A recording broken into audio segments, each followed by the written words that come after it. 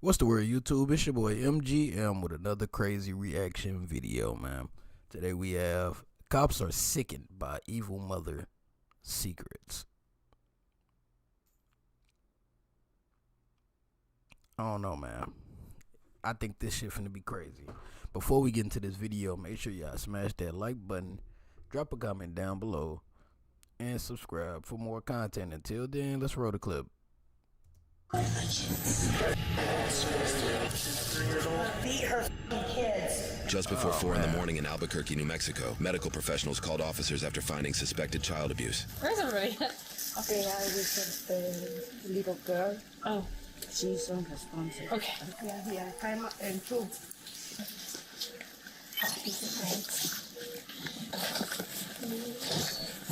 Is mom here? She's in room 11.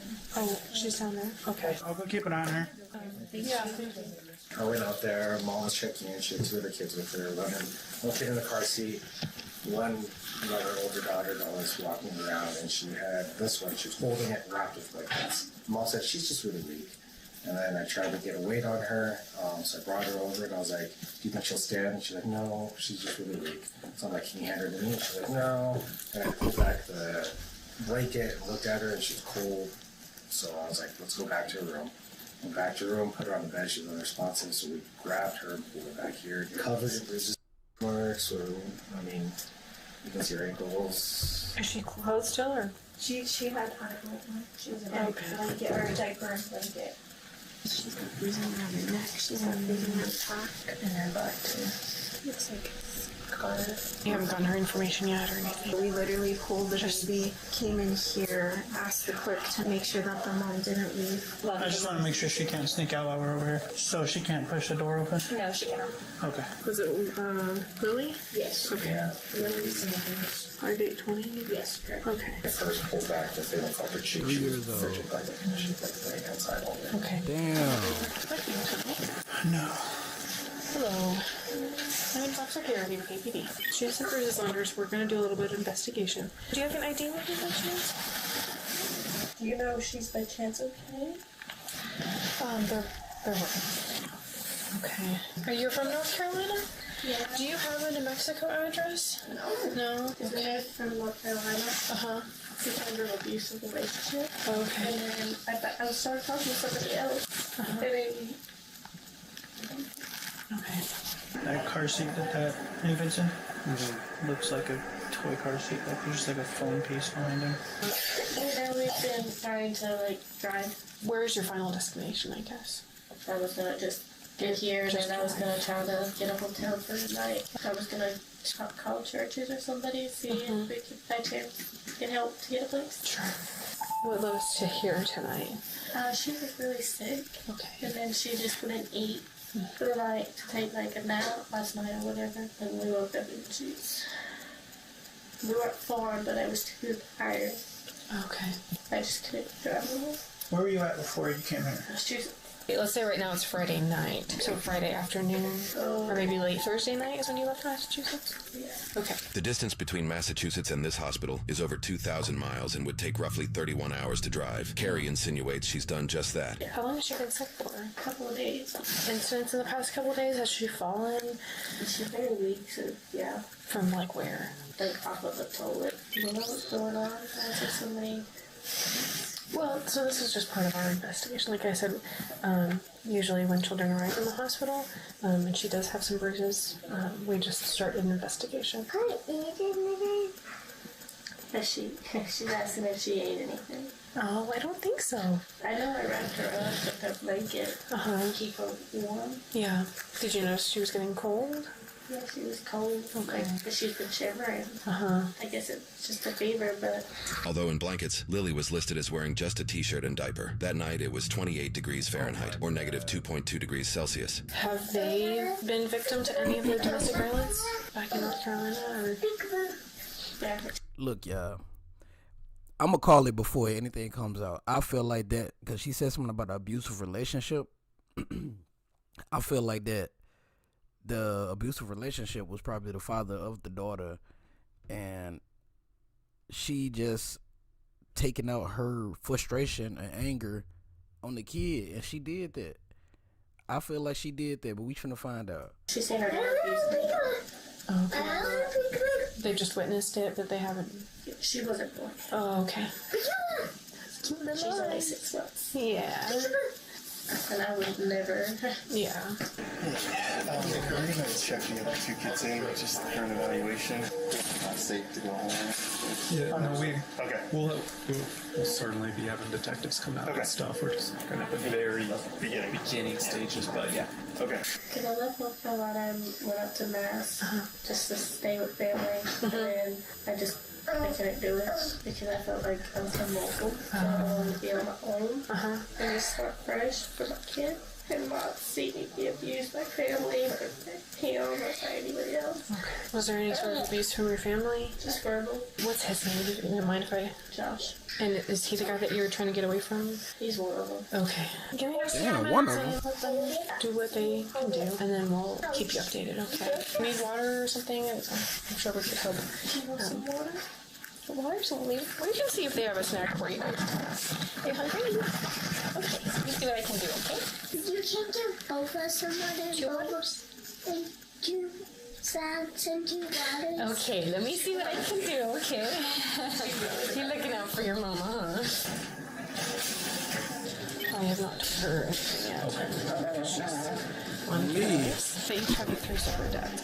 So it sounds like she's trying to escape a domestic violence situation. I knew that she had just been driving.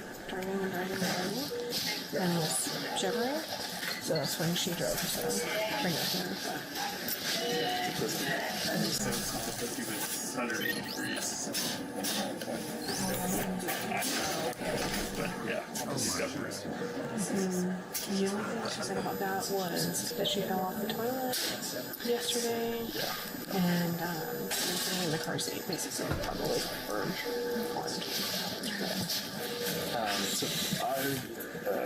Our concerns with kids. Is there a possibility they could get like water or do you Yeah. To protect the kids, though, too, because if they're hurt, we may not want them to. If they have bruising in places that we can't see. Okay. I just need someone to take custody. What might be best is if we put the kids in a different room first, even if the kiddo, oldest daughter, freaks out a little bit. We can bring them onto the conference room. Okay. What did you say her car was? A Kia Okay, is with it a Massachusetts. in the parking structure? Okay. Officers find Carrie's Kia in the parking garage and take note of something unusual. Did you look in the car? It is surprisingly clean. That's why I drove across the country, sergeants. There's nothing, no dirt, no food, no crumbs, nothing in the front seat or the back seat. There's a small pile of clothes in the trunk. So, Carrie, we just have a couple questions for you separately. Could we speak to your officer down the way? Well, my officer will stand with you. He'll stay here with me. Almost followed me. Okay. I just want to say hi. Do you want a popsicle? How many popsicles? What color do you want? Purple one? Let me get you a purple one.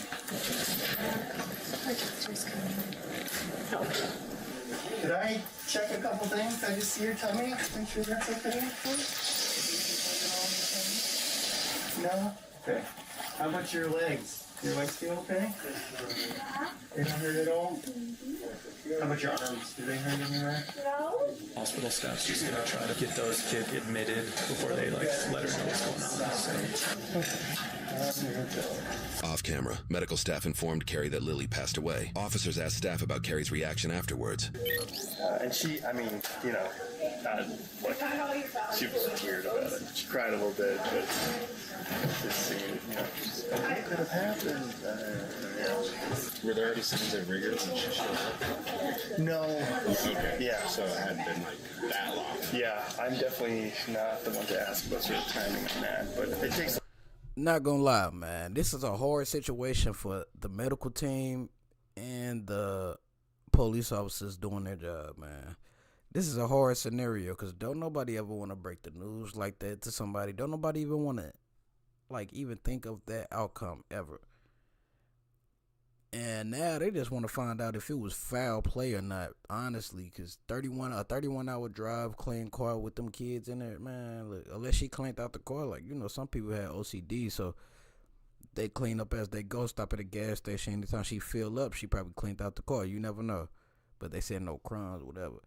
But this is just heartbreaking, man. A little wild to drop your temperature that low. She didn't seem impacted by the news. She cried. She was just not feeling good. Yeah. Where's the kid? It's okay if I go ahead. I'm good with that scene. We go into the room. Yeah. Okay. No, like signs of. There's a lot of bruising on the limbs. Okay. There's some scratches on her face. Her lips are. There's abrasions, I think. It might be just like if she's coughing up blood, maybe. Okay. Yeah, it seemed like neglect, I believe. Okay. The scratches look pretty scabbed over. Okay.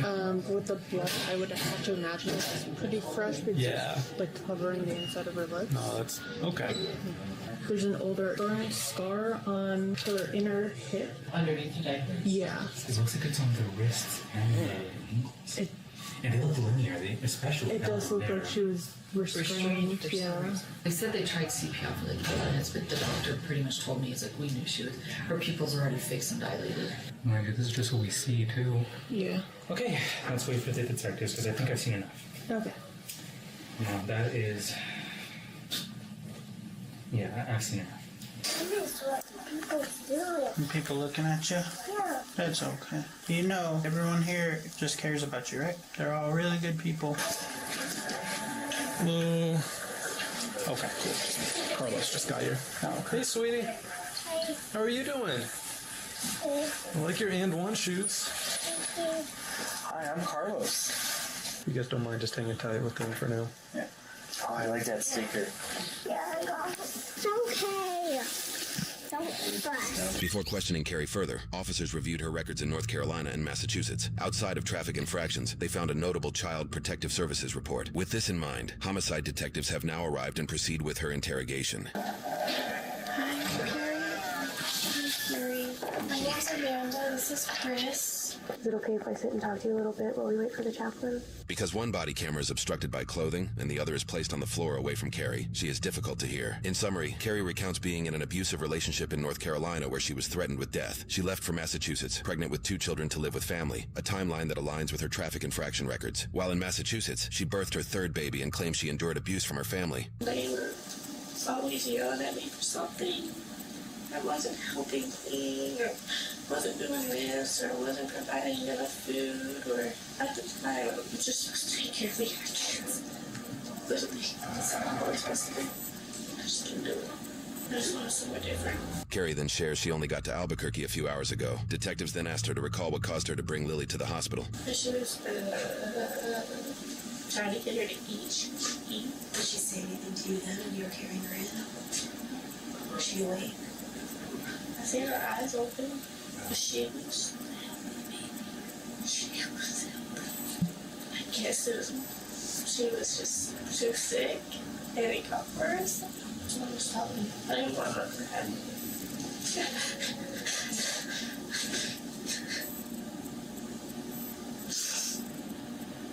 I didn't think this was cute, but it's not what it is. I wasn't. I didn't feel right.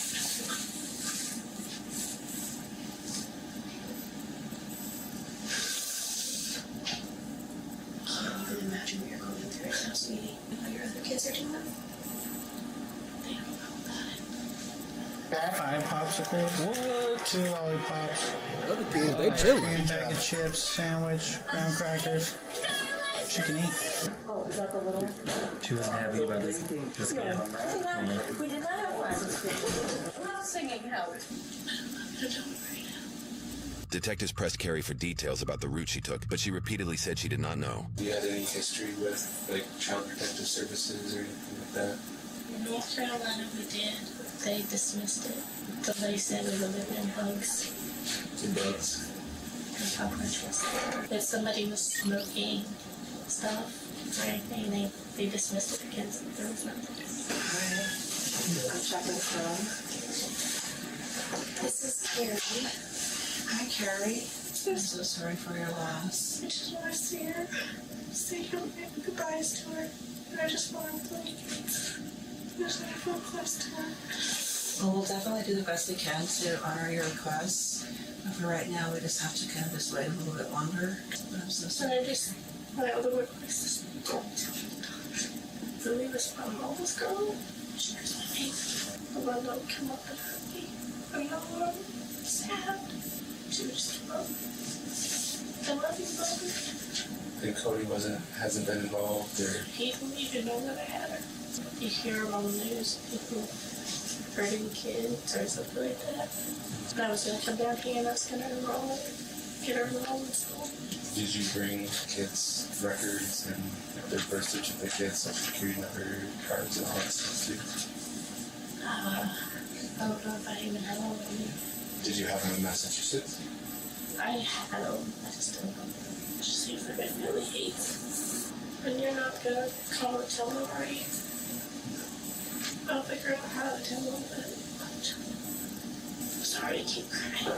It's not something you have to be sorry for, sweetie. I'm just going to put this out there, just so you know. I am a good family don't think so, but I love my kids. Do y'all think she lying, gang? Y'all think this woman lying? Like, I don't know, man. It's just something about the way she move her head like this that just scream like she lying. You know, she's not saying nothing about the full situation. These officers said Mo Def talk to the family that she just left because they probably know shit that, you know, she's never gonna say. They probably know a little bit more about some of the stuff that went on.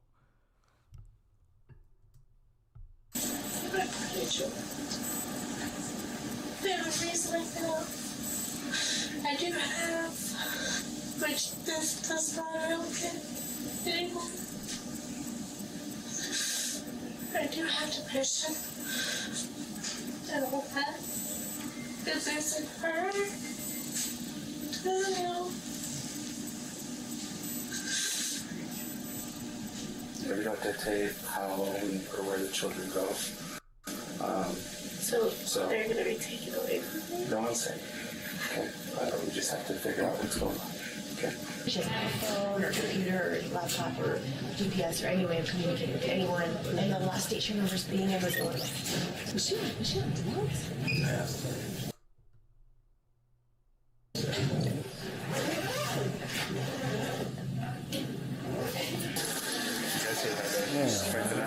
Yeah.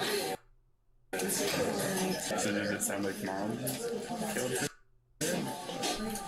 What do you think, Susan? The other kids are like, we share our stuff. So they can go after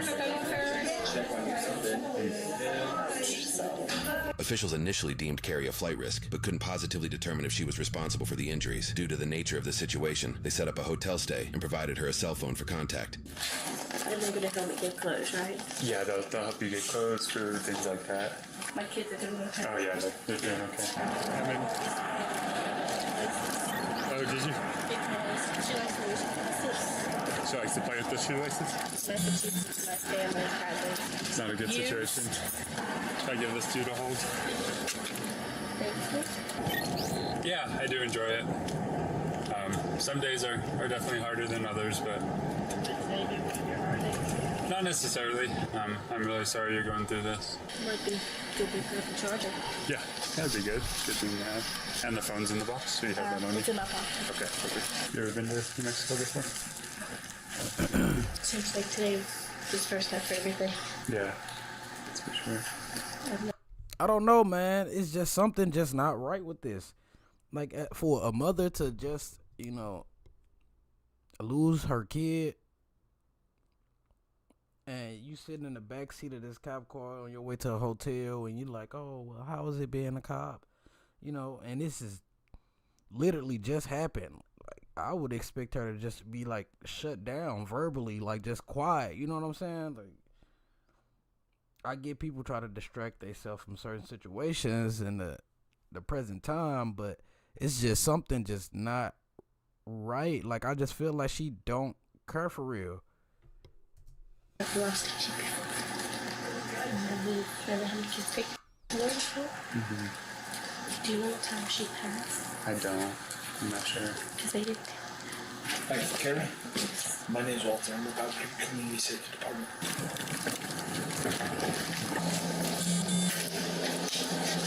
At least she's with my grandma. My grandma will take care of her. I know it's going to be hard, but try to get some sleep. I think that's going to be the best thing for you. You take care. Call us if you need us, okay?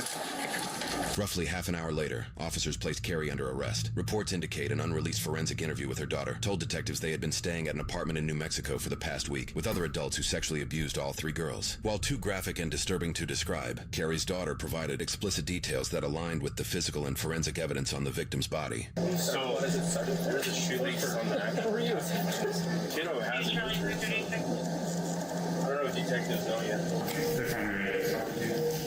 Records state that in a second unreleased interrogation, Carrie confessed she lied to detectives. According to news reports, Carrie's family in Massachusetts shared they kicked her out of their home 7 months prior in June. While in Massachusetts, Carrie allegedly moved in with Christina Pina Cantor and her son Austin Bing. It is not known how they came in contact with each other. Roughly a week prior to this night in January, Christina told Austin and Carrie they were going to move to New Mexico to live with her boyfriend, James Welch. They drove from Massachusetts to James's apartment where the alleged abuse occurred. Carrie allegedly told officials Christina and Austin restrained Lily with shoelaces before continuing abuse. Her daughter also described the scene to detectives, indicating her mother, Carrie, did nothing but watch. Carrie allegedly stated she argued with the other adults after the fact about bringing Lily to the hospital and was permitted to go only if she promised not to tell authorities where she came from or how Lily was injured. This may be why Carrie suddenly stops talking during her initial questioning when she says she was talking to somebody else. I started talking to somebody else.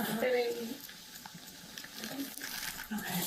Later that night, officers moved in to arrest the other 3 adults. Police department. Man, kick Police the door department, in, open man. the door. James? Yes. Welch? Yes. Step out, please. Who else is inside? Christina? Yeah. Step out. Turn around and face away from me. You're being detained for anything? We'll explain everything to you in a moment. Who else is inside? Nobody? If we Man, find what the somebody other dude inside, you at? turn out to be lying. Can you lock my door? Not yet, no, I'm sorry. Austin! They already know you're here. Come out. Put your hands up. Get your hands out of your pocket. Step out and face away. I just got my shoes. All right. No, He just lied. Face away. Yeah, what's going on? Face away from me. Yeah. Put your hands on your head. Is your hand right? Yeah. No one else is inside? No. We'll come and talk to you about it all here shortly. Can you shut that door? Hold on just a second. Yeah, you're good. You're good. We have 3 individuals detained. We're going to make announcements to the 20 and clear it and train. Nobody else is inside. Albuquerque Police Department, you're not free to leave. If you're inside, make your presence known. Come to the sound of my voice, your hands up and empty. Do it now.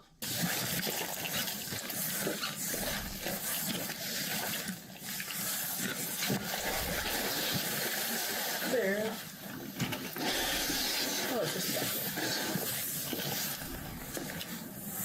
George 55, we need 20's clear. Want to make sure when we leave that we lock it up, so obviously no one's getting in. Please. I mean, I don't own much. I just got to prison a year ago. I'm not, you know what I mean? I'm not I going back. I know. Sometimes if it's your wrist you're facing the wrong way, like that makes all the difference. You can face this one. Alright. Thank you. You're welcome. Then take a seat and I'll get you a seatbelt. Don't say anything to each other. Yes. Alright, thank you sir for being cooperative. You can go and take a seat and then somebody will let us speak with you shortly. The ones that beat her kids and put marks on her arms. Oh, I will. Trust me. Be good, Austin. I love you, James. This way. Yep. It's just frustrating. This has nothing to do with us. It has nothing to do with my kids. Like, I know the situation, but it's just the point. Like, how can we get charged with something that has something to do with their mother? You not playing so tight, though? But yeah. Turn me up. I need my phone. I need some numbers out of that. Okay, if your phone is in the house is locked up for the night. No, actually, you put my phone at the house? Oh, no, that's being seized by the detectives. Okay, I need numbers out of there. Okay, the detectives already have taken your phone. Wow. So when do we go to court? I am not sure. Are we supposed to get summons or something? So the detectives wrote a warrant for your arrest, so right now that's why you're under arrest. For child abuse? Your exact charges as they are on the warrant is child abuse resulting in death and child abuse times 2. That resulted in death? Yep. Oh. my God, what's happened to the mother? I'm not sure she was with the detectives before I came in this evening. She's the reason for all of this. And I've done none of the investigation, ma'am. Okay? I'm just saying, I was beaten this bachelor, and I didn't report it. I was sick. Detoxing. Is she getting charged with the same thing as we are? I wasn't here when she was booked in charge. Oh my God, this is kind of like... They all sick, bro. This shit is... Turn away from me. Turn away from me. Okay, it must just be the way you're sitting because they're incredibly... I can't move anywhere to sit. Okay, we're here, so just, you can... Alright, let me just do this. Okay, bye. Let me get my paperwork and then we'll be all ready. Damn it. Until myself, I was never going to see these dudes again. Yeah, I mean, so. Yeah, what's happening? It just Get out. Thank you. Slip. Yeah, so it's really just a warrant that's for child abuse. That's all of them. All of us.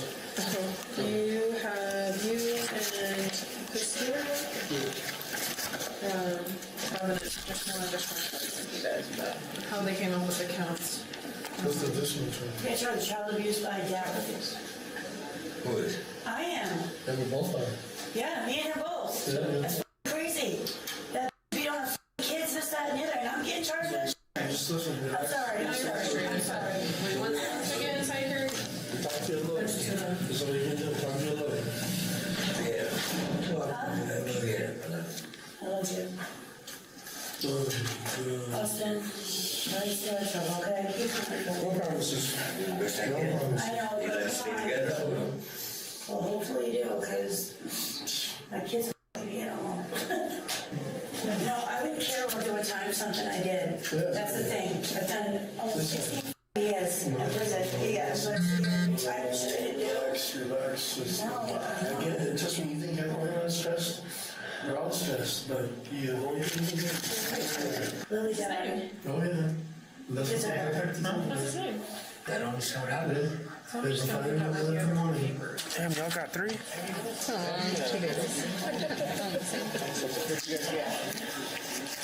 A big one. We were primary on it yesterday. His mom brought her kid into the Unimates. Dead already. CAC was on it all day long. Found all the addresses. They just finished all the interviews. 29 tomorrow. 4 of them. Oh, they, yeah. Everything. What? Yeah. Oh.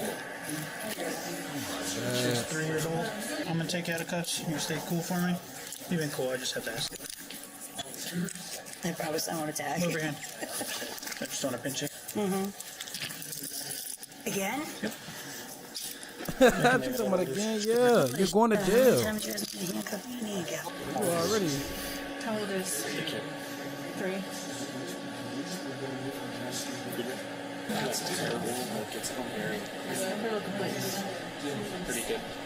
Bruh, that's all you can do in this situation. These officers, they hear about it, that they just shake their head, just sickened by all 4 parties. That kid ain't lie. They over this family over here. Oh my God, this bitch, she's lying. The kid told the detective shit that got y'all, you know what I'm saying, in this situation, which brought the mother to tell the truth on what happened. Y'all are all sick, bro. Stop trying to act like this lady just sat up here and just lied. Y'all all took place in that. All 4 of y'all some sick ass individuals.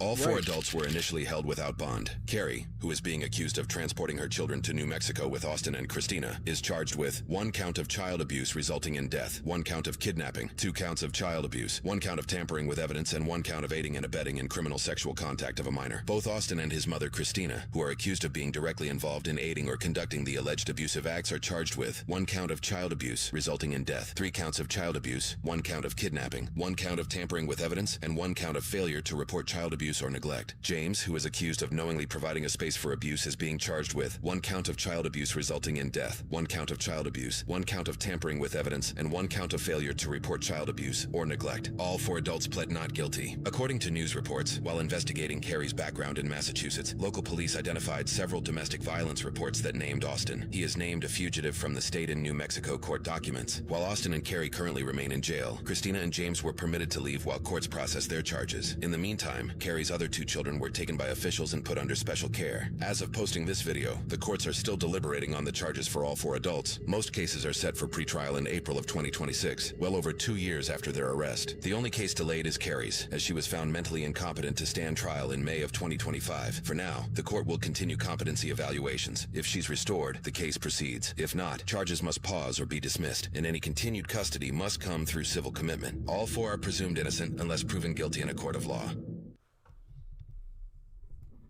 Yeah, they are absolutely screwed. All of them.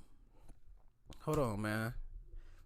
Bro, look, these people are sick as fuck, bro. Like, dead ass. A 3-year-old, bro. The police couldn't even wrap their head around the shit. They couldn't do nothing but shake their head. Like, man, look, and then you lied about it. You got charged with kidnapping. Bro, I don't know, man. I just feel like none of this shit, all they ass deserve to be thrown underneath the bus.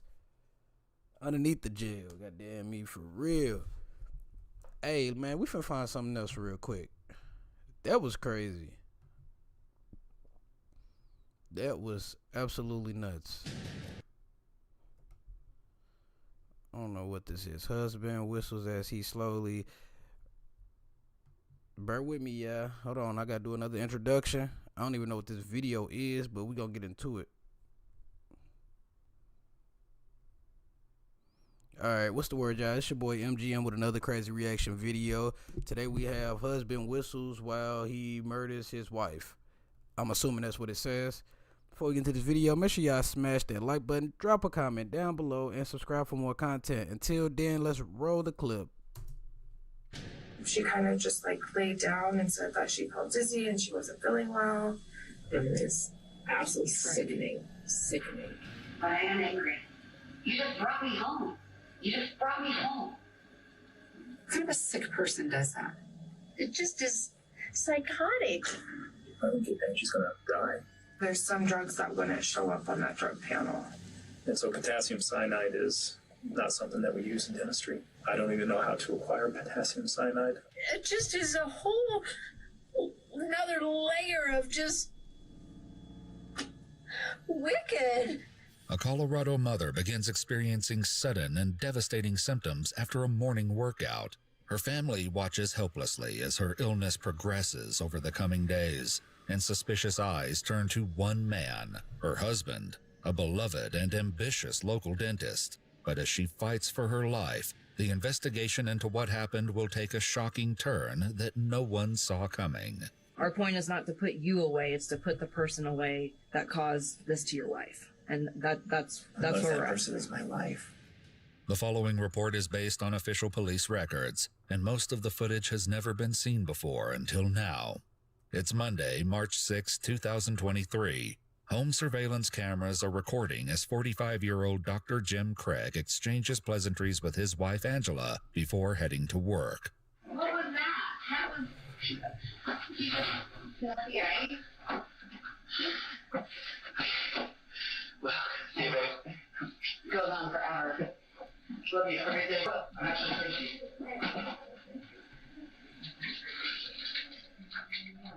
Jim is headed to his Aurora, Colorado dental practice, which he's seen here promoting on YouTube in 2012. Hi, this is Dr. Jim Craig with Summerbrook Dental Group. One of the questions I get asked most commonly by patients is, what is the deal with all of the over-the-counter whitening products that are available out there?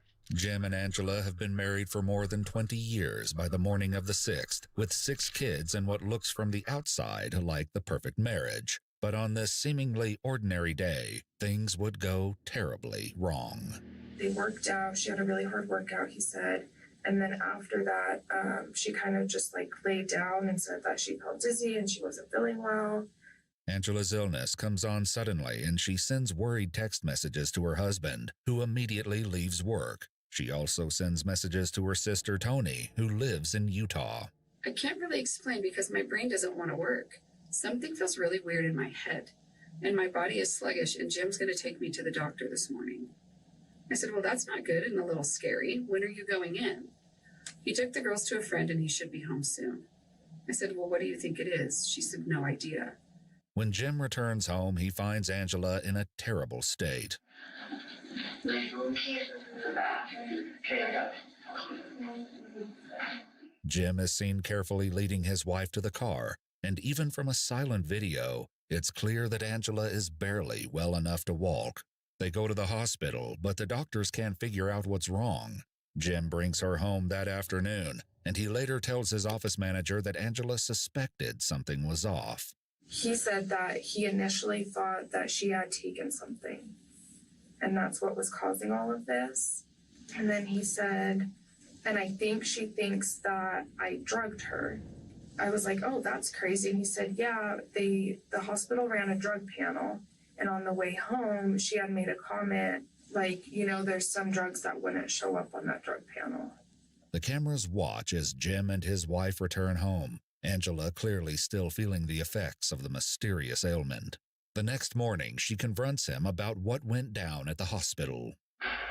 It may not be your fault that they didn't do their due diligence or anything like that, but it's your fault they treated me differently. Like, I did it to myself. And, nothing I said could be believed. Because I didn't say to her, I'm afraid she did this to herself. I just said, are you going to do a drug panel? You think that's not enough?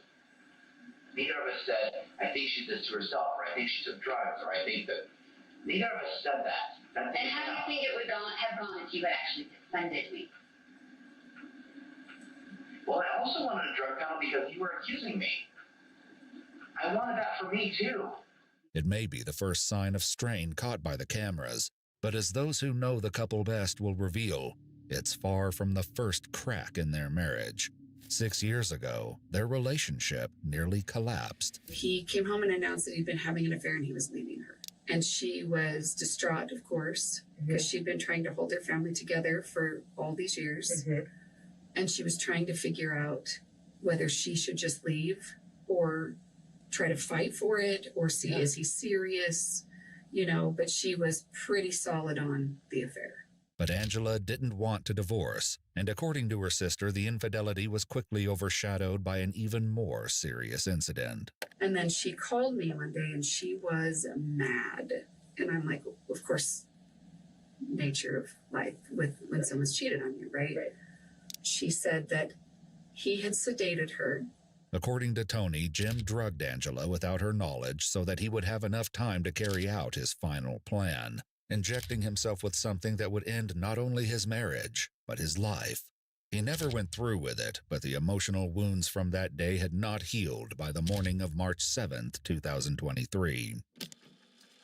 Well, I also wanted a drug panel because you were accusing me. When texting her husband the day she suddenly fell ill, Angela wrote, "I feel drugged." Jim replied, "Given our history, I know that must be triggering. Just for the record, I didn't drug you." But I am angry. I'm angry at you and angry at him, and I'm absolutely filing a complaint about it. They didn't do anything except send me home and recommend I see my PCP. And you didn't do anything. You just brought me home. You didn't even try to call my PCP or try to call anybody or try to do anything. How you gonna talk about some? The man gonna talk about some? Yeah, just for the record, I didn't poison you. Yes, you did. What made you? What would make you think that she think that you poisoned her? She said she feel poisoned. You automatically. For the record, it wasn't me. Yes, it was. Messing with her protein shakes. Brought me home. Angela's suspicions may not only stem from the drugging 6 years ago, but from something that happened much more recently. So when she texted me, she started it with, "I'm not really ready to talk yet." That's right. Yeah. But I'm leaving Jim. He's left, how did she put it? He's made it impossible for me to stay. Only 4 months before falling ill, Angela discovered that Jim had created a profile on a matchmaking site called Sickened.com. Before long, he'd found a woman to spend time with. James and I had a relationship for, honestly, I think it might have been like 3 weeks, maybe a month. Okay. And it was like November and December, ended in December. This is embarrassing to admit, met him on a sugar daddy site. Okay. Did he take you on any vacations or anything? He did. That was December. We went up to Bozeman, and then his wife found out, and immediately the next day we came back to Denver. Okay. So she found out while you guys were in Bozeman. Correct. Is what he we told you. Okay. We didn't even spend 24 hours in Bozeman. Oh my God. Okay. Yeah. Jim managed to smooth things over with Angela, promising that he was merely stringing women along with attention and money, but with no intention of actually cheating.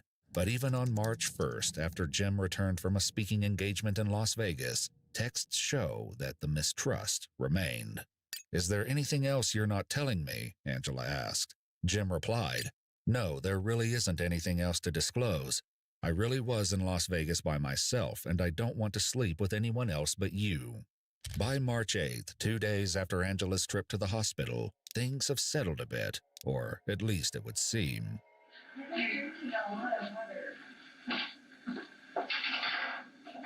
Yeah, but you haven't been eating. At all. What? And I didn't exercise today, so. Yeah, that's true. Please don't exercise today. Oh my gosh. Oh no. I don't think I could if I wanted to. Good. Because I don't want you to exercise today and then like pass out and be dead on the bathroom floor. The day passes without incident, but the next day, Angela takes another sudden turn for the worse.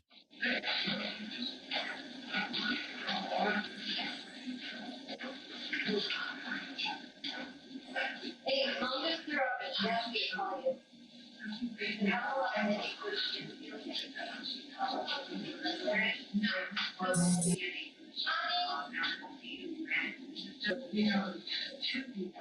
Angela's daughter takes her back to the hospital, but this time she won't be coming back home so quickly. She has been battling a really weird illness over the last 4 days, we have been to the emergency room twice, urgent care once, and now she has been admitted to the hospital even though nobody can figure out what's wrong, period.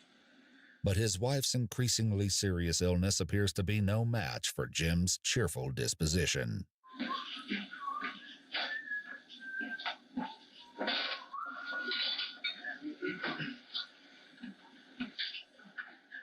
This energy would extend to his interactions with Angela's family and friends over the next 5 days, as he updated them about her condition. In one text, he says of the medical mystery, "If it wasn't my wife, this would be kind of a fun puzzle to try to work out." It's funny because 90% of the time she seems like she's doing pretty well, and then all of a sudden she'll have a crash or something. It's hard to predict when that'll happen. It just, do you understand what I'm saying? I do. It's just back and forth, and then it's like, yeah, but most of the time, 90% she's, and then she'll crash and die. But it's hard to predict when that's going to happen. We don't know. Gosh, isn't this funny? This is like a conundrum, isn't it? Crazy. But look at this funny joke. The sickness wasn't getting better, and the doctors did every MRI, CT scan, test, labs, everything. No one could figure out what the heck was going on. Sunday, I had texted him, just checking in. How's everything going? Going okay. She had a huge crash last night, and the doctors had a hard time reviving her again, but today is a lot better. I'm hoping they will let her come home tomorrow. Her brother is driving in town, so he and my sister-in-law can help out with my kids, and I should be able to work.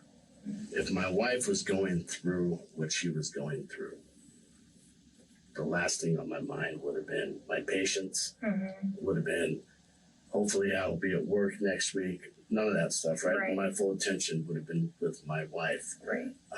Did that strike you as odd? It did, yeah. And what was weird to me too is one day last week, and I don't remember what day it was, but I was talking to him on the phone, and he had made a comment, "I don't think she's going to make it through the night."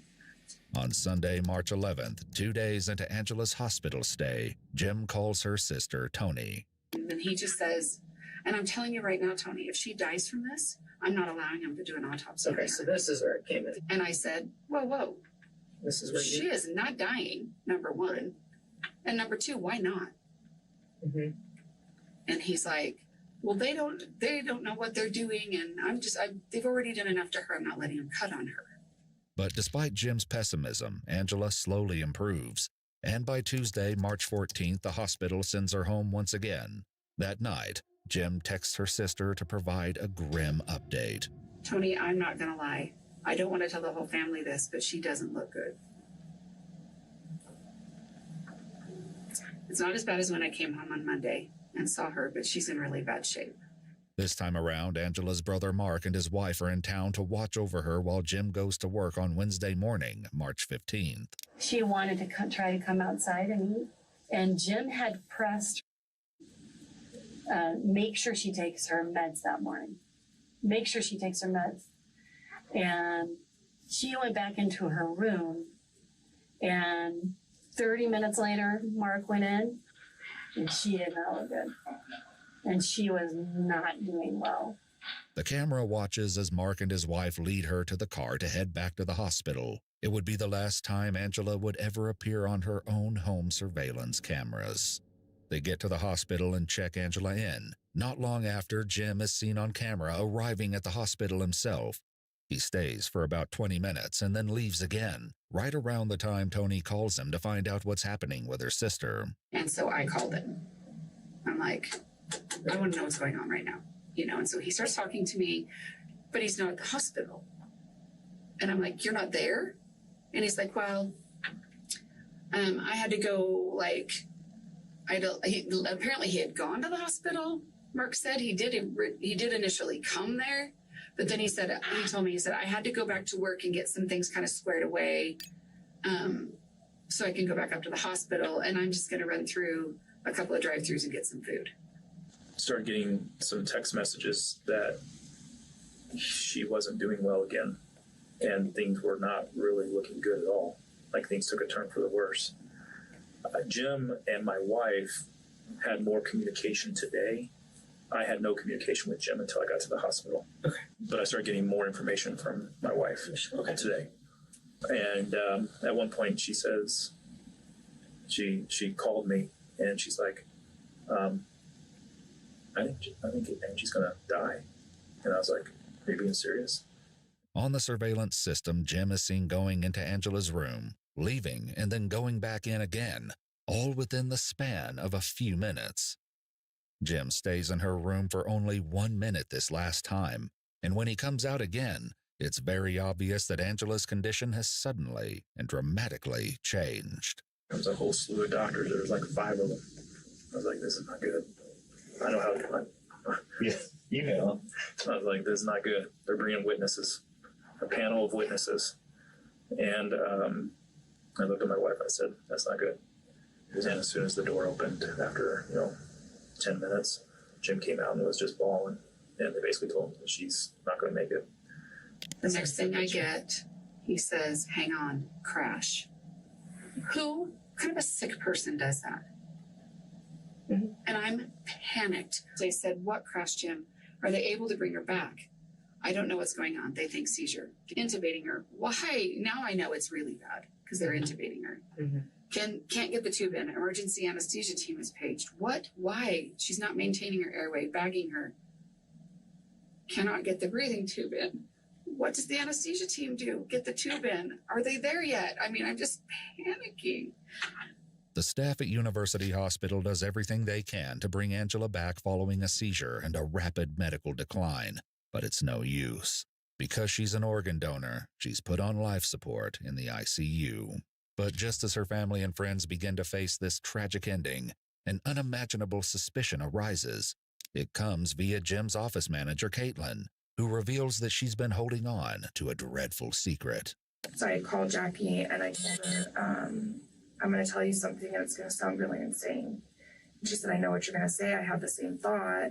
And I said, well, what do you mean? And she goes, well, I have the same thought that maybe Dr. Craig has something to do with this. As Caitlin continues to share, it becomes clear that this is far more than idle speculation. Last Monday, the 6th, Dr. Craig, his wife, got really sick. That was the first day that he left in the middle of the day to take her to the hospital. Later that night, he had come back to the office. Everybody had left. I was still working. So when I was leaving, his office, like his light was off. And so I thought that he had left. And when I got to the very last operatory, he was sitting in there, and he was sitting in the dark. The light was off, and he was on the computer in there, which was really strange because he has a laptop and a desktop in his office. Caitlin would soon have a very good reason to question what exactly Jim was working on in the dark. So I left the office about 5:45, and he had texted me at 6:06 saying that he was having a personal package delivered to the office, and when it came in, to please just put it on his desk. This past Monday, the 13th, it came in. My receptionist is the one that originally got the box and opened it. And when I was putting the packing slip back into the box, I saw that it said potassium cyanide. Okay. And so I closed the box back up. I gave it to him. I looked up what cyanide poisoning was, and kind of was looking at the side effects from that, and that was everything that his wife was going through. Caitlin shares this terrible secret with both of the practice's managing partners, including Ryan, who is still at the hospital. And so potassium cyanide is not something that we use in dentistry. Okay. I don't even know how to acquire potassium cyanide. I've never looked how to acquire potassium cyanide because it's never something that we would ever use in dentistry. Disturbed by the potential implications of this package, Ryan decides to tell a member of the hospital staff, just in case there is still a chance to save Angela. And I just said, I'm not accusing of Jim of anything. I'm not insinuating anything. I'm concerned about if this is potentially reversible. I know it's been a mystery of trying to figure out what's going on with Angie, but in lieu of this information, if they can give her something, right? There's something. I mean, I've never Googled cyanide poisoning. I don't know anything about. It's outside my scope of practice and my realm of practice. I have no idea. It was pretty brief. It was pretty quick. It was like maybe 3 minutes. And he was obviously like, what the heck? You know, taken back by what I was saying. I was taken back by what I was saying. Angela, who no longer shows any signs of brain activity, is beyond saving. But the staff wastes no time in contacting the police. Hello, I'm on emergency. This is Paula. How may I help you? Hi, my name is Chelsea. I am one of the forensic nurses here at University Hospital. I am needing to make a mandated SBI report, IPV, and needing officer response. We have a suspected potassium cyanide poisoning. It doesn't take long before Jim begins to realize that something is up. One of his first moves is to give Ryan a call. He says, Ryan, I got some disturbing news. And I said, did you say something to somebody? And I said, yeah, I did. And I told him exactly what I said to the nurse. And I said, Jim, what was in the package? I said, did you order a package? He said, kind of paused. He said, yeah, I did. I said, what was in the package? He goes, oh, it was a ring for Angie. It's going to be a surprise. And I said, Jim, that's not what was in the package. And he goes, what do you mean? And I was like, the package was opened. And he's like, no, it wasn't. I said, yes, it was, Jim. Jim, I know what's in the package. And he wouldn't admit to what was in the package. And I said, Jim, potassium cyanide was in the package. Why do you have potassium cyanide? The shocking answer to that question is one that Jim will give to many people before this investigation is finished. But when...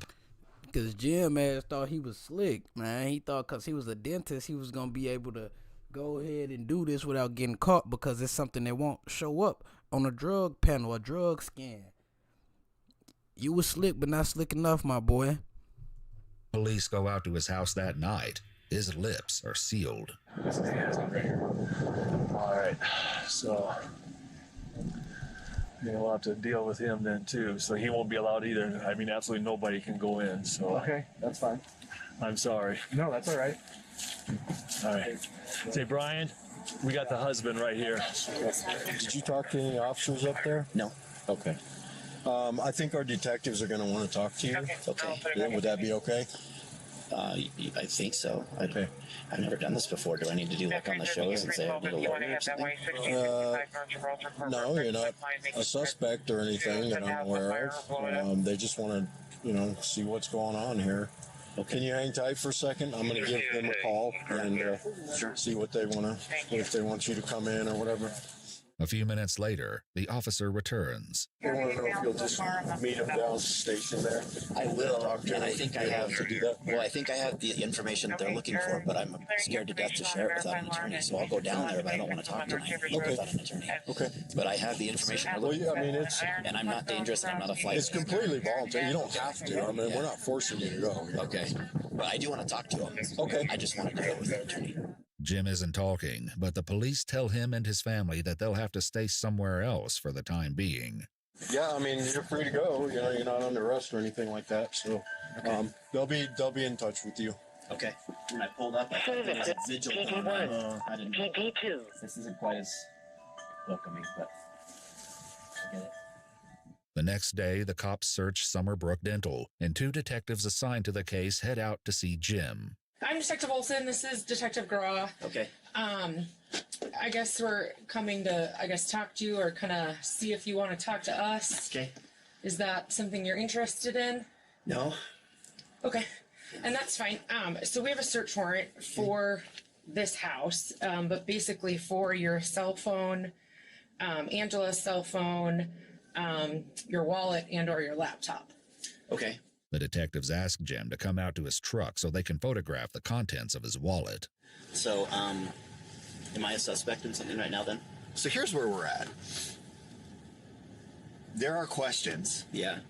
And I have based answers. on what we've heard. Yeah. I know what they are, and I have the answers. Okay, well, until they're answered, it's hard to say yes or no to what you just asked me. Am I a suspect or not? Well, I guess it kind of depends. It kind of depends how this shakes out. We're hoping this takes that turn and it's not as big a deal as it sounds, but we're going to still treat it like it could be criminal until we find out otherwise.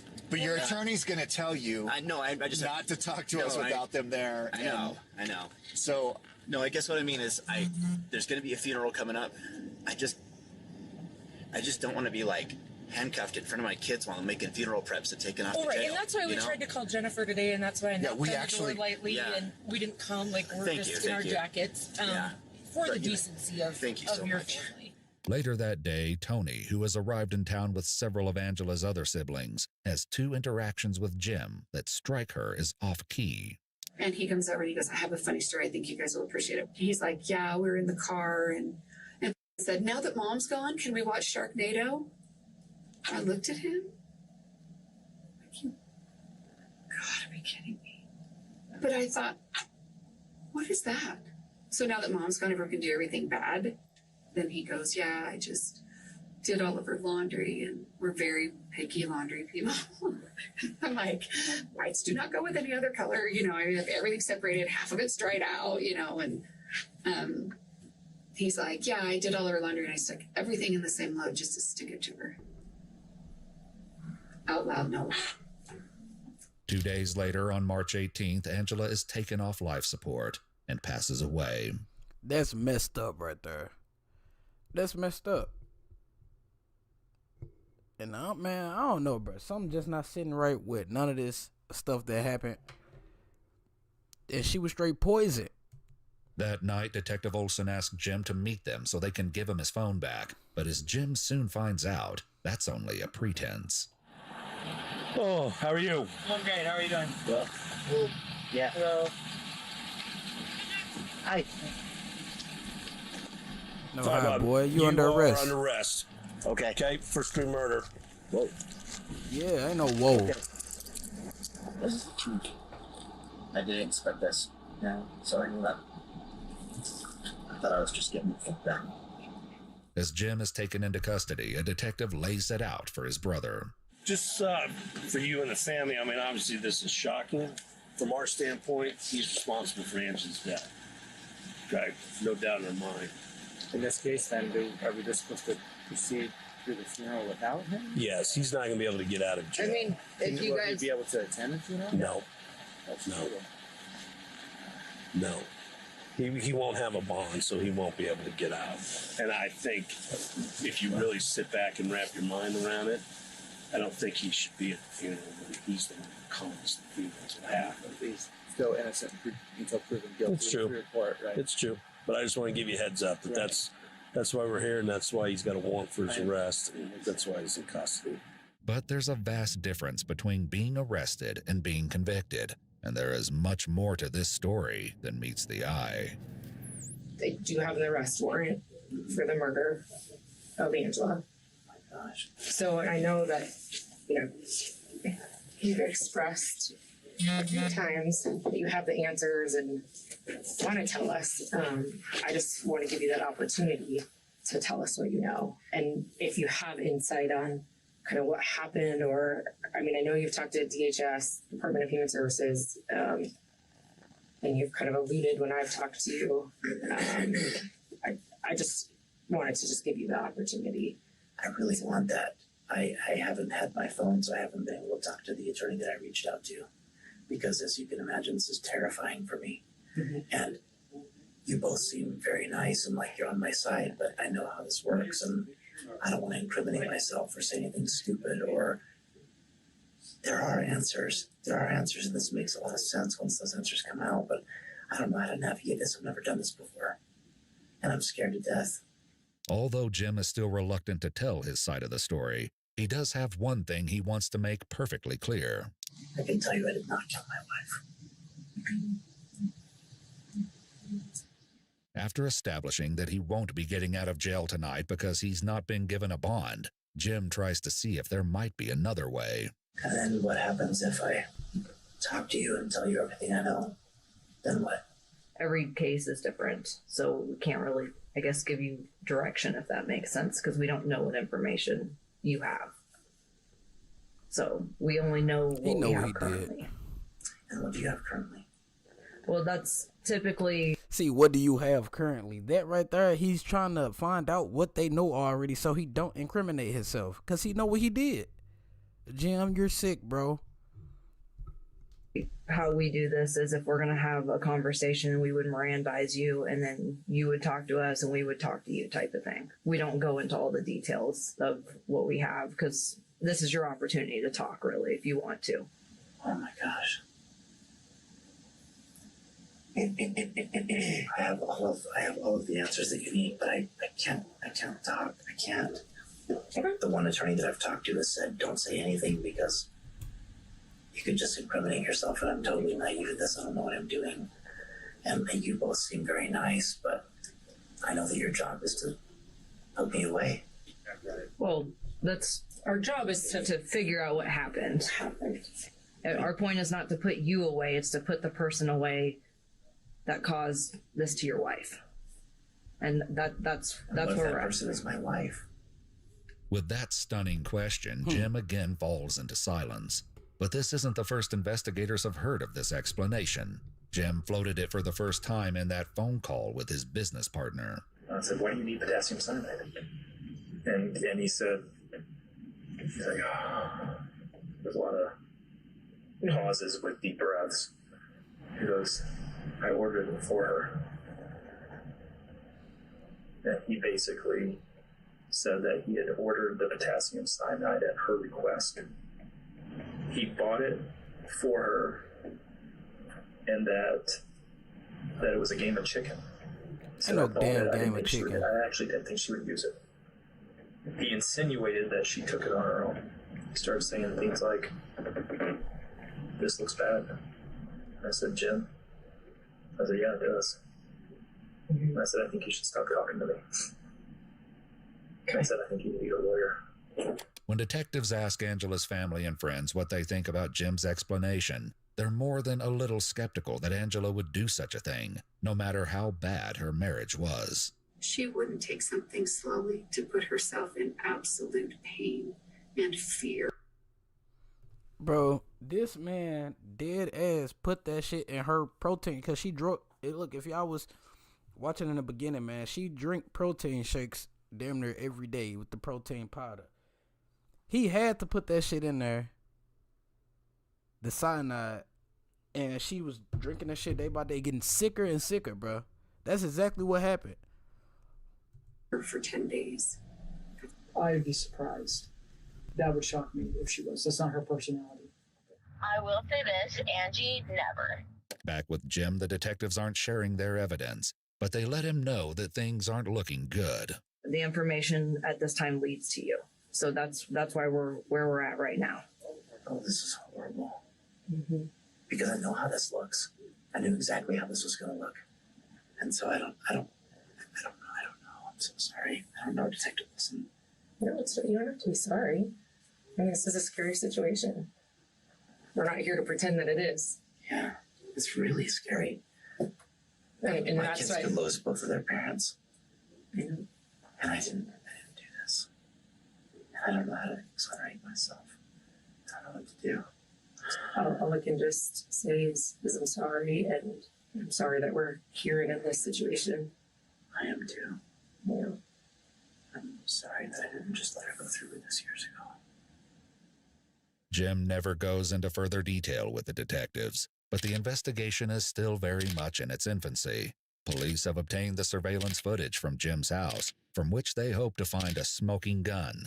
But the videos seem to show all the hallmarks of a loving, happy couple in the days leading up to Angela's illness. Father,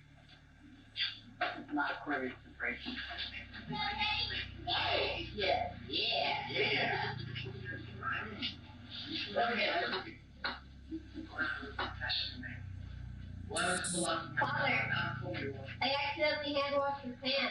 Oh. Hey. Oh, I gotta get going. All right. No, you gotta go back to work. That was quick. Baby.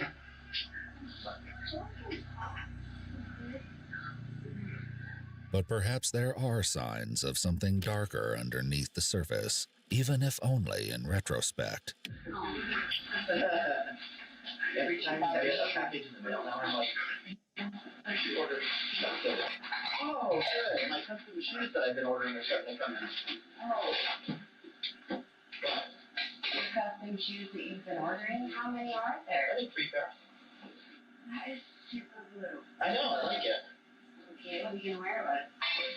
My gray suit and a blue shirt when I speak in Las Vegas.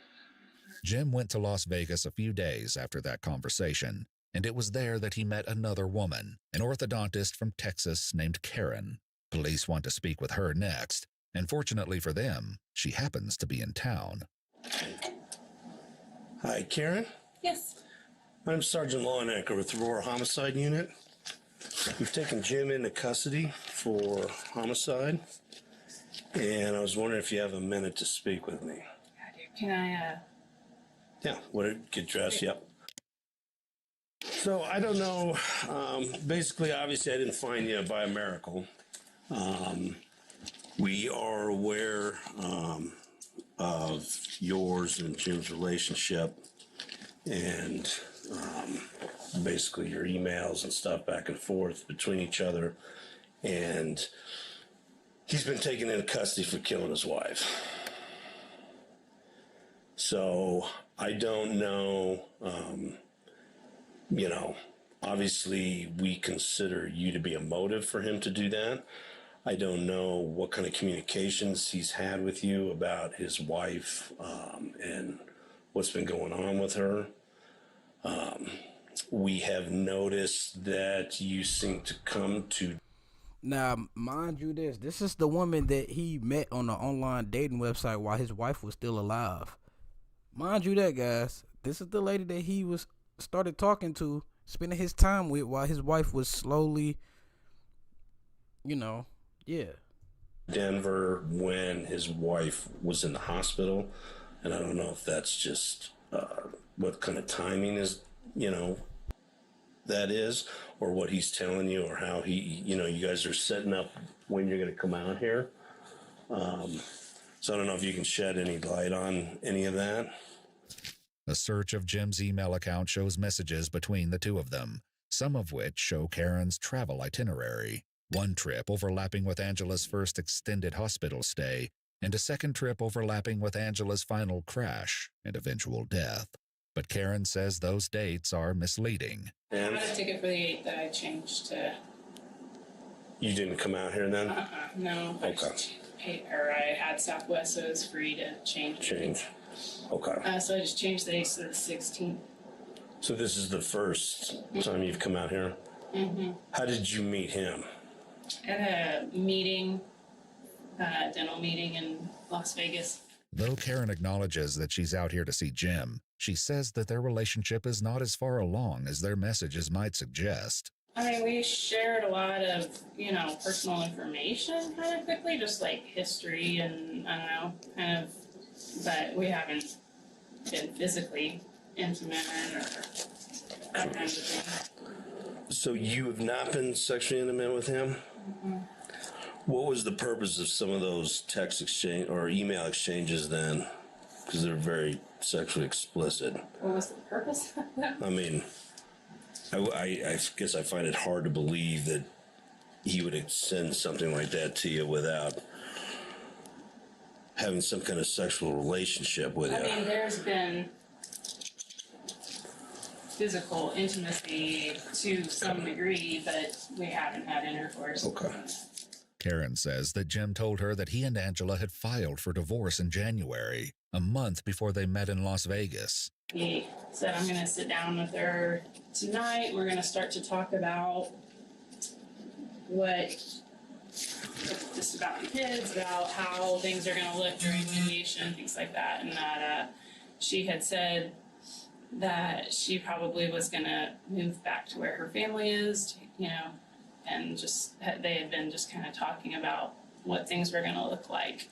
He did tell me when they talked that night, I'm kind of worried that she might hurt herself. So we've had a history with that. Has he talked to you at all about buying cyanide? No. Any other poisons? Anything like that?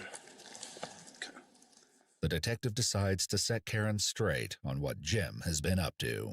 He's never told her he wants a divorce. He's never told her there's no talk of him moving out with the kids. She has no idea anything about a divorce. He's purchased poisons, and she's now dead because of poisons. So a lot of the things he's told you, assuming you've told me the truth, are all nonsense.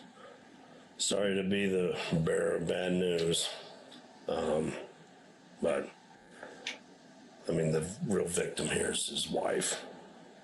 Big time. The next morning, Karen talks to Detective Olson.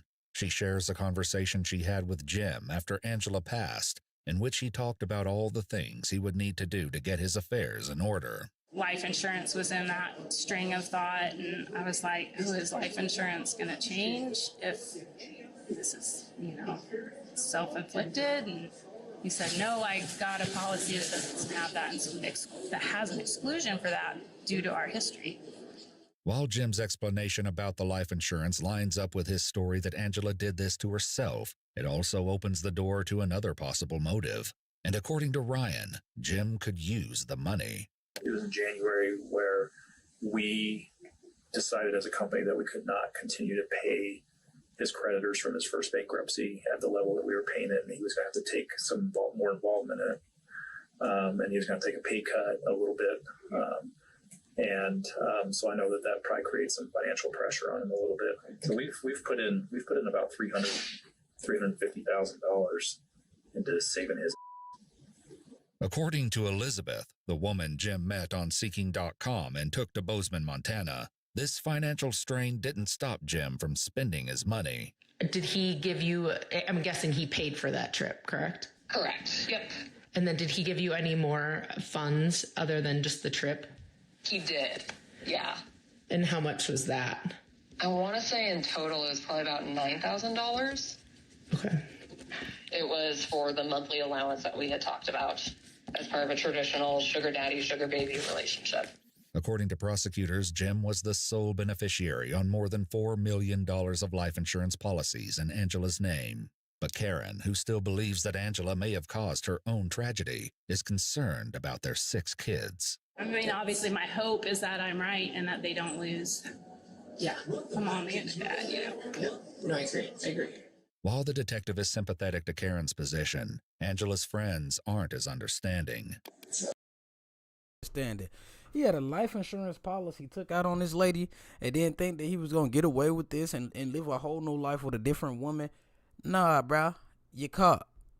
Your ass going to jail.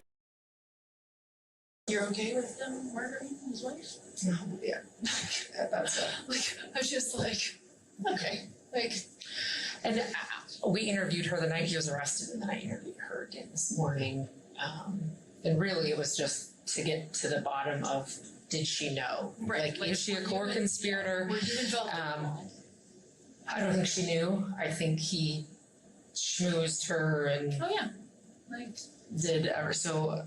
I mean, she probably also doesn't know he's broke too. So her life has been blown up as well. I don't think she. I mean, obviously, she didn't ask for this.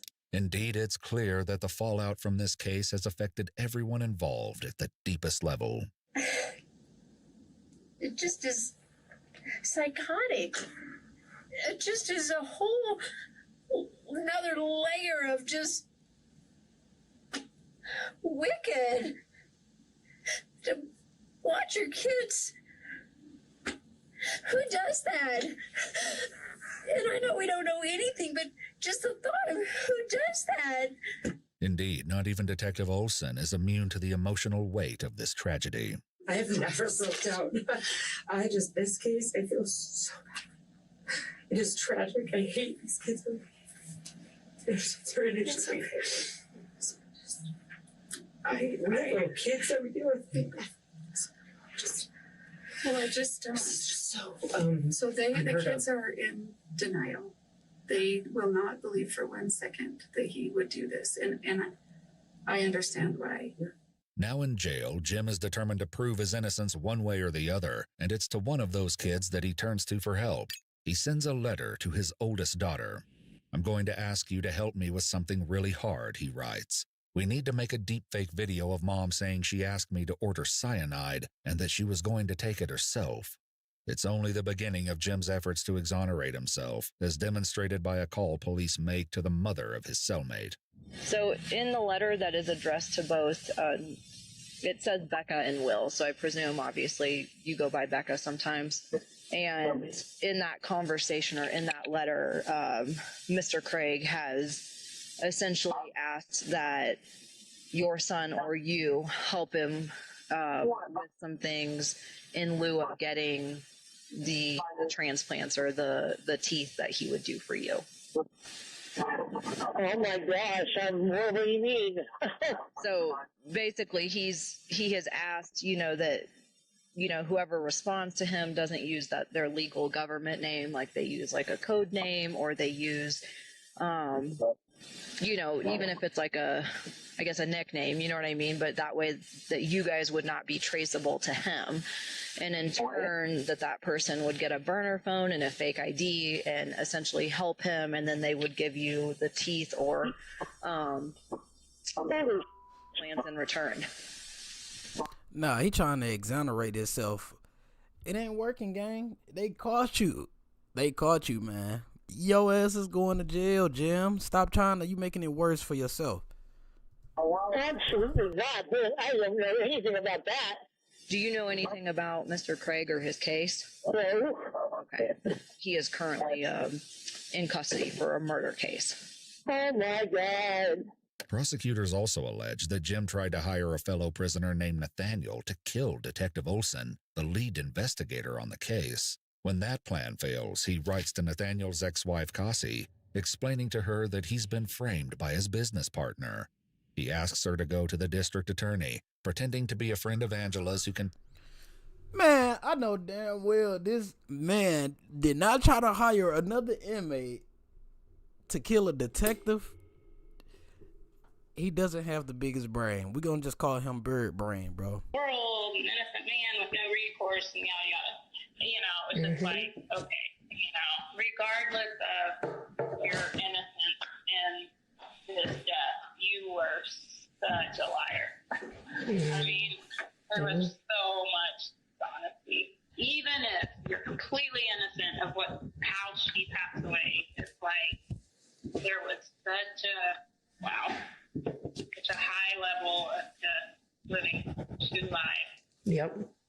100%. Which is just mind-boggling. Yeah. And scary. Yeah. And I haven't dated somebody in 30 years. Yeah. This is what I do. My first date in 30 freaking years. This is where I am. In their investigation, police discovered that Jim communicated with Karen using an email address he created only 4 days after meeting her in Las Vegas. They also take a look at Jim's devices and search history, where a bleak picture begins to develop. So there's nothing really on his phone. There's nothing on his laptop. Computer number 9 and exam room number 9.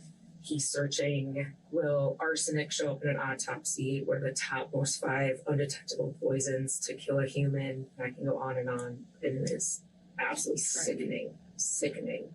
On that specific computer, Jim searches how many grams of pure arsenic will kill a human, where to purchase arsenic, and clicks on a video titled The 5 Most Dangerous Chemicals on Earth. The new email address he created to communicate with Karen is used for only one other purpose: purchasing poison. He ordered arsenic first. That was delivered to his house on the 4th while Angie was out of town. The outside surveillance cameras show the mail truck drive past Jim's house on March 4th. A short while later, Jim is seen walking down the street. He returns minutes later with a couple of envelopes in his hand. Every time you get a package in the mail, now I'm like, I ordered. It was this purchase of arsenic that investigators believe was used to put Angela in the hospital the first time on March 6th. He said they got up. He made them both like a shake, like a protein shake. And I don't remember what he said he had put in it, but it was like a pre-workout or something with caffeine, and whatever he had put in it was like 3 times the normal amount that she normally takes. But investigators believe that Jim Craig put something far more dangerous than caffeine into her protein shake that morning.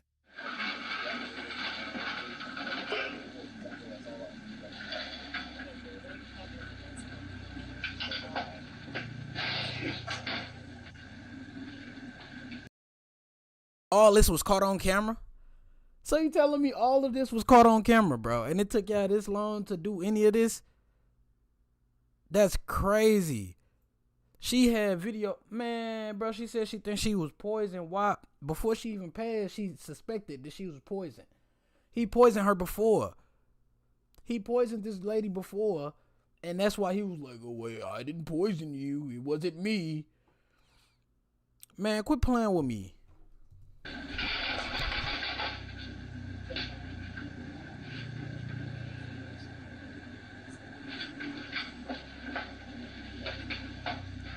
Before leaving for work that morning, Jim has a question.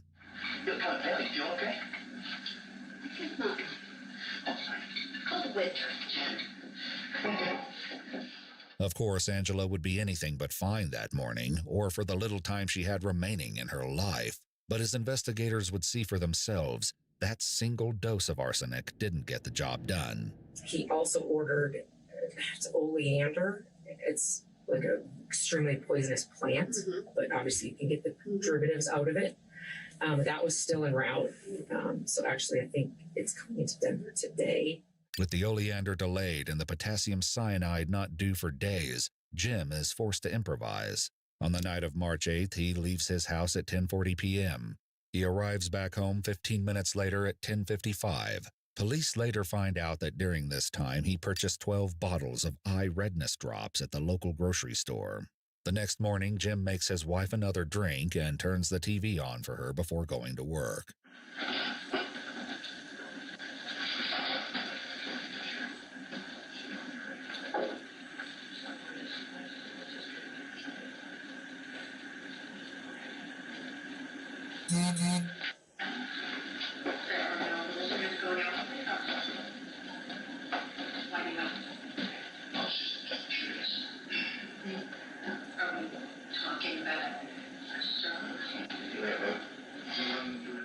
That would be the day Angela would be taken to the hospital for the second time. Toxicology reports would later confirm that she had tetrahydrozoline in her system at the time of her death. It's the active ingredient in Visine. When swallowed, it can cause illness and even death. And yet it's still not enough to kill Angela. The package of potassium cyanide comes to Jim's office on March 13th, and investigators believe he gave her the first dose inside a capsule that was supposed to contain an antibiotic. He wrote out this timeline in his phone, basically the hours after he's confronted by Ryan and Michelle. Detective Olson says that Jim used this memo to tell the full story about Angela's desire to order poison for herself. And that she finally said, I'm just going to do it. And he said, fine, I'm done. I'm done trying to save you. I'm not going to save you this time. He said that he took the clindamycin and put potassium cyanide in the capsules. Put the potassium cyanide inside the clindamycin capsules. That's it. I knew it. It is also in Jim's memo that investigators make one last horrifying realization. Even after Angela was rushed to the hospital for a final time, Jim was apparently not done yet. He says he went to university, gave her a syringe, which is, no doubt in my mind, is potassium cyanide, gave it to her. And then he left the room and said, like her arm hurts or something. And he came back and the syringe was empty and that she had it in her IV port at university. And that he took the syringe back and put it in his pocket.